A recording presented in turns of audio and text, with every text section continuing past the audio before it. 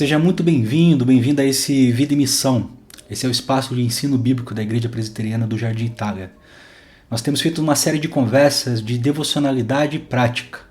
Na última aula que tivemos, conversamos sobre dicas e maneiras úteis de fazer a vida devocional acontecer no dia a dia.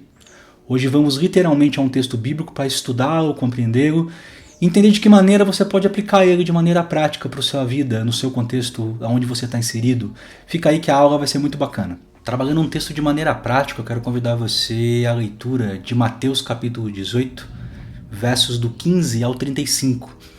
Desse texto faremos a leitura e a compreensão bíblica e aplicaremos de modo devocional de maneira muito prática. Eu quero convidar você a perceber esse texto junto comigo. O texto de Mateus 18, do 23 ao 35, diz assim: Por isso o reino dos céus é semelhante a um rei que resolveu ajustar contas com os seus servos. E passando a fazer, trouxeram-lhe um que devia 1.000 talentos.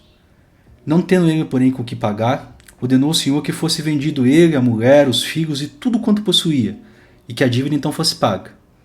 Então o servo, prostrando-se reverente, rogou: Sê paciente comigo, e tudo te pagarei. E o senhor daquele servo compadeceu-se, mandou-o embora e perdoou-lhe a dívida. Saindo, porém, aquele servo encontrou um dos seus iguais que lhe devia 100 denários, e agarrando-o, sufocava, dizendo: Paga-me o que deves. Então o seu conservo, caindo-lhe aos pés, lhe implorava: Sê paciente comigo, e eu te pagarei. Ele, entretanto, não quis. Antes, indo-se, o lançou na prisão até que saudasse a dívida. Vendo seus companheiros o que lhe havia passado, entristeceram-se muito e foram relatar ao seu senhor tudo o que lhe acontecera. Então o senhor, chamando-o, lhe disse: Servo malvado, perdoei-lhe aquela dívida toda porque me suplicaste. Não devias tu, igualmente, compadecer-se do teu conservo, como também eu me compadeci de ti? E indignando-se o seu senhor, o entregou aos verdugos, até que ele pagasse toda a dívida. Assim também meu Pai Celeste vos fará, se no íntimo não perdoares cada um dos seus irmãos. Dicas importantes para a sua leitura bíblica. Primeira delas, dicas importantes e significativas para a leitura do texto. A primeira pergunta que você deve fazer na leitura bíblica é: que gênero textual você está adiante enquanto lê? Sim, gêneros textuais são múltiplos nas escrituras. Poéticos de sabedoria, parábolas, cartas, que são escritos diretos de mandamentos, geralmente instruções, mas também contém outros estilos dentro de si. O evangelho, que tem reconstruções biográficas, mas em momentos usa a linguagem metafórica. Perguntar que texto está diante de você é significativo para que você não interprete errado. Você não pode ler um texto poético como se estivesse lendo uma carta de instrução. Isso levaria a erros crassos da leitura bíblica. Por isso a primeira pergunta é: que texto nós temos em mente? Que texto nós temos na nossa frente na leitura? Pergunta sobre esse texto que acabamos de ler juntos, Mateus capítulo 18, versos do 23 ao 35. O texto que acabamos de fazer a leitura é uma parábola. Isso já quer dizer muita coisa quando você vai fazer a interpretação dele. Quer dizer que ele não é um texto literal. Parábola quer dizer literalmente ser comparado ao lado. Jesus está usando metáforas do cotidiano e da vida comum e aplicando a um contexto metafórico para explicar algo. Isso quer dizer que quando você for fazer a leitura desse texto, um dos caminhos importantes e significativos para que você o faça é compreender o gênero que está na sua frente. Logo, você não deve ler literalmente esse texto. Você deve perguntar que tipo de comunicação ele quer fazer. Se ele é poético, se ele é literal, se ele é metafórico. Esse é um primeiro contexto significativo para a leitura do texto. Uma segunda pergunta, dica: quem são os personagens? Quem são os personagens do texto bíblico que você acabou de ler? Sim, essa pergunta é fundamental para você entender o que está acontecendo na passagem bíblica. Tomem por base o texto que acabamos de ler. Vamos juntos entender os personagens. Primeiro, nós temos um rei. O texto nos dá conta de que esse é um personagem que inicia o texto já no primeiro verso da perícope que escolhemos para a nossa leitura. O segundo personagem desse texto é esse que trouxeram-lhe ao rei, e é um dos seus servos, conforme o texto está explicando. Esse personagem devia a esse rei. O terceiro personagem é um outro servo de igual medida desse rei. Ele encontrou um dos seus iguais, um dos seus conservos, que também lhe devia alguma coisa. Perceba que essa primeira leitura inicial já dá uma clareza a respeito do que o texto bíblico está anunciando e o que ele está pedindo exatamente. Para começo de conversa, o texto está abrindo, colocando alguns personagens, que são obviamente metafóricos, para explicar um contexto histórico, uma história que está sendo narrada, que vai ser depois aplicada de maneira pessoal à sua vida. Faremos isso juntos ao longo da mensagem. Outra dica significativa e central, você precisa se perguntar quais são as ações acontecendo no texto. Isso é, o que está se passando na narrativa na sua frente.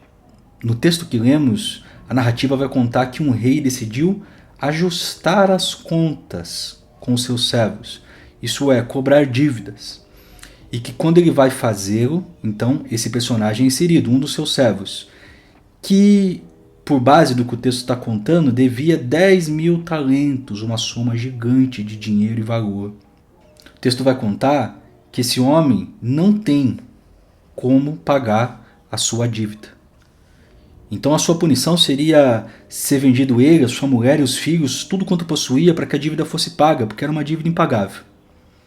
O servo roga pelo perdão, reverente rogou, e pede pela paciência do rei. O senhor daquele servo, diz o texto, uma ação acontecendo aqui, compadeceu-se, um verbo. Mandou embora e fez o quê? Perdoou-lhe a dívida. Bom, ações posteriores vão acontecer nesse texto logo na sequência. À frente nós lemos então que esse servo, saindo da presença do rei, encontra um homem que também lhe devia, mas uma quantia muito menor, devia a ele 100 denários. Uma dívida pagável. Ele não se comporta com a lembrança da misericórdia que teve de Deus, mas ele o sufocava.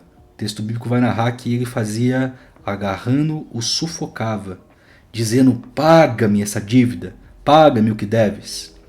O servo pede a mesma coisa a ele: ser paciente comigo. O texto diz, porém, que ele tem uma ação contrária à experiência que ele teve há pouco com o rei, porque o texto relata que ele, entretanto, não quis. Antes disso, isso é, ao contrário, ele o lançou na prisão, até que saldasse toda a sua dívida. O texto vai narrar personagens secundários que, vendo todo esse acontecimento, se sentiram extremamente entristecidos, porque viram que o rei tinha perdoado toda a dívida desse homem. Então o Senhor, o rei, o chama de volta na sua presença. E o chamando diz a ele: servo mau, servo malvado, o texto bíblico vai narrar, eu te perdoei. E você, pelo contrário, não fez igualmente o que eu fiz com você, porque você não teve compaixão do teu conservo. O Senhor então fica indignado e ele é lançado na prisão. O próprio Cristo tem uma conclusão à sua parábola. Ele diz: assim também meu Pai Celeste fará no íntimo, se não perdoares cada um ao seu irmão. Nós temos um servo com uma dívida e um rei que passa a cobrar a dívida desse servo. O texto então está narrando para a gente um contexto muito claro dessa parábola. Um rei com senhoria e poder para lançar o servo na prisão, mas que decide perdoar uma dívida que era impagável, impossível de ser alcançada. Logo, esse servo, saindo da presença do rei depois de ter sido perdoado por misericórdia e compaixão, encontra um outro homem que lhe devia pequenas migalhas, um valor irrisório. Mas ele não tem a lembrança da misericórdia do Senhor que tinha perdoado a ele primeiro. E pelo contrário, ele agarra o homem e faz com que o homem seja preso. O rei, quando ouve a história, chama o servo de volta e diz: você é malvado, você é mau, porque eu perdoei uma dívida impagável a você, e você, encontrando um dos seus conservos, não fez o mesmo e demonstrou a mesma misericórdia. E Jesus conclui a metáfora da palavra, do ensino bíblico dessa parábola, dizendo: assim, cada um de vocês deve perdoar o seu irmão. E a conclusão desse perdão tem uma base bíblica muito clara no texto, que a nossa ofensa em relação ao rei e ao Senhor, que é o Deus na parábola, fica muito simples de entender, é muito maior do que qualquer pecado ou injustiça ou algo que alguém possa ter feito na nossa experiência concreta aqui na história. Logo, as migalhas que nós encontramos de injustiças que vêm sobre nós, nada podem ser comparadas ao perdão que Deus ofereceu primeiro. Deus nos perdoou de uma dívida impagável. Logo, nós precisamos expressar esse perdão aos nossos conservos, aos nossos irmãos que falam conosco. A grande pergunta para a devocionalidade do texto não é que você explique parte a parte, mas é um ponto. O que o texto diz? Você pode chegar com a seguinte conclusão na leitura dessa parábola: eu devo perdoar aos meus irmãos porque eu recebi um perdão de uma dívida muito maior. Agora nós partimos para a parte prática desse texto. Aonde ele me confronta? Quais são os lugares que ele fala a mim e que eu preciso repensar? Você pode então, por exemplo, no exemplo da funcionalidade dessa parábola, chegar à seguinte conclusão: eu preciso perdoar pessoas da minha história e da minha vida que eu não tenho conseguido, e a base desse perdão deve ser o fato de que eu fui perdoado absolutamente por um Deus a quem eu devia tudo. Aonde esse texto me inspira?